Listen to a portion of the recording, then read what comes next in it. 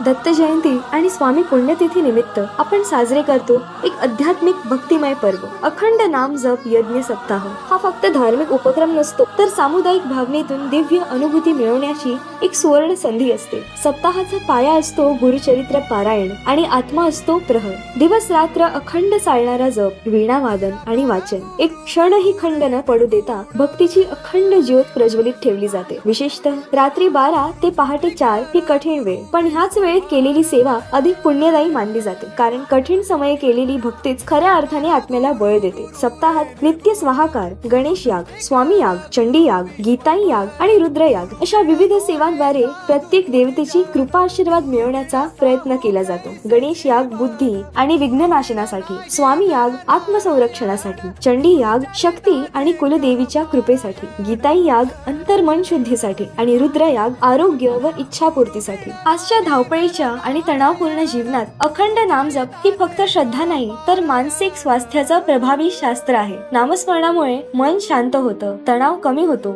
आणि सामूहिक जपामुळे परिसरात सकारात्मक ऊर्जा निर्माण होते। हा सप्ताह म्हणजे फक्त पूजा नाही बरं का। सप्ताह काळात होते राष्ट्रसेवा, आध्यात्मिक उन्नती, समाज प्रबोधन, ग्राम अभियान, विचारांची देवाणघेवाण, तसेच समाजाला व्यसनमुक्त, तणावमुक्त आणि संस्कारित करण्याचा संकल्प। म्हणूनच चला आपण ही या अखंड नाम जप यज्ञ सप्ताहात सहभागी होऊया आणि स्वामींच्या कृपेचा अनुभव घेऊया। श्री स्वामी समर्थ।